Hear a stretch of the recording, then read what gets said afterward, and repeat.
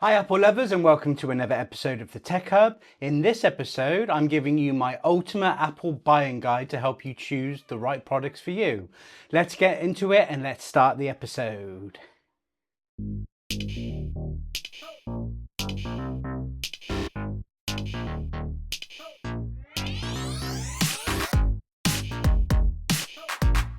Let me give you an overview and a brief on this episode. So when buying an Apple product, there are so many different options for every single product category. I have come up with the ultimate buying guide to help you through this process. So there are a few caveats due to today being the first one, being that this is all about Apple's brought directly from Apple and are the newest products.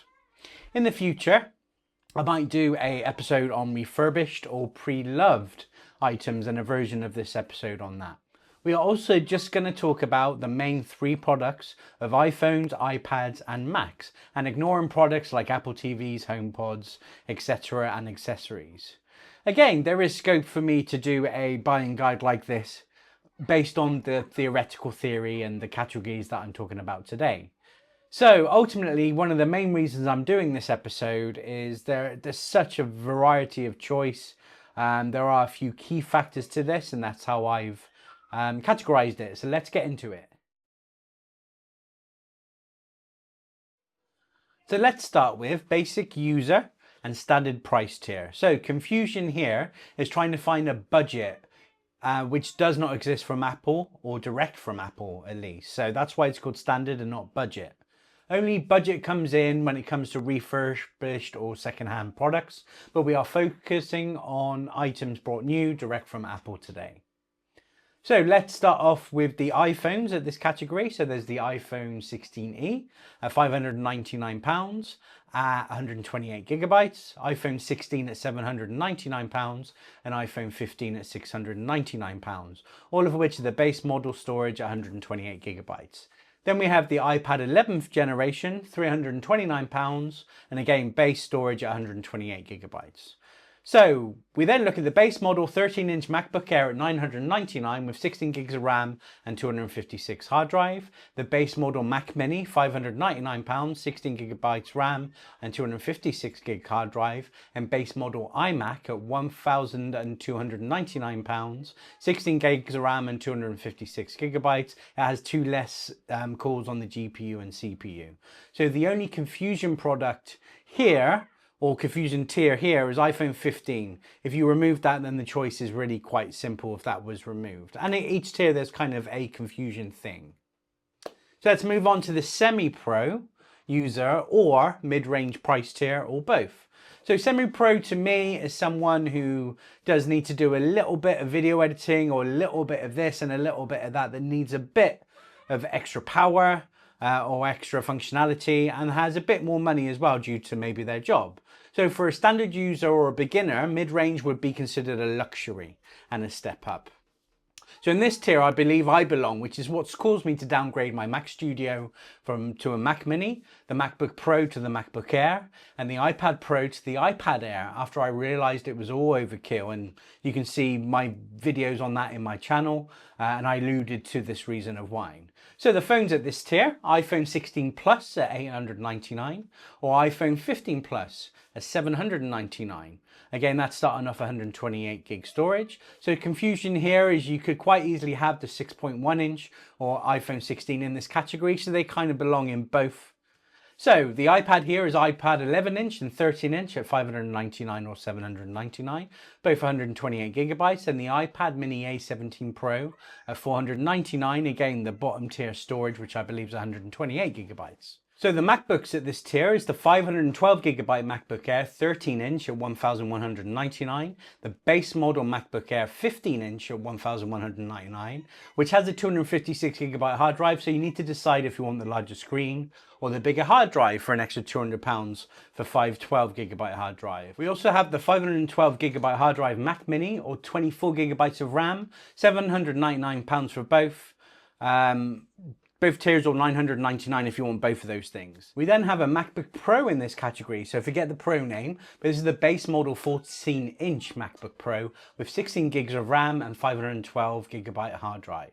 Okay, I did agonize about this next choice, but I am putting Mac Studio here, but the base model one. So this is the £2,099 version. It's the M4 Max with 36 gigs of RAM and 512 SSD.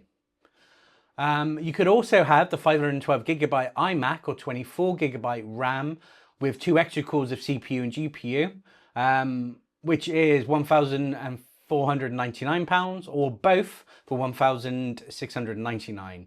The confusion in this category is you've pretty much got a choice of all the different categories of Macs that you can possibly get.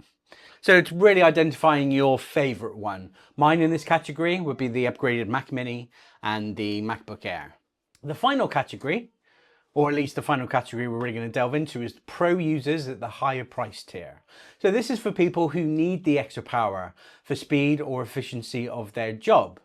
This is an overkill category for anybody because semi-pro is capable of all of it. Let's be honest, the bottom tier is capable of all of it, but where the luxury is the speed and the way things feel and look. So this is a luxury category for semi-pros, but it is overkill. So starting off at the iPhones, we have the iPhone 16 Pro, £999 with 128 gigabytes, along with the iPhone 16 Pro Max at £1,199. We have the iPad Pro 11-inch and 13-inch, starting off at £999, and the 13-inch is £1,299, both with 256 gigabytes of hard drive. Now the MacBook Pro here is the 14-inch, but with the 24 gigs of RAM, or the M4 Pro chip, which is £1,799, or with the M4 Pro £1,999, but you get the extra cores as well and 24 gigs of RAM. The MacBook Pro 16-inch goes here as well, and that only comes with the M4 Pro chip, and it starts from £2,499, and the base model is 24 gigabytes of RAM. There is no iMac at this tier because there's no Pro chip. The Mac Mini with the M4 Pro chip goes here with £1,399, 24 gigs of RAM and 512 gigabyte hard drive.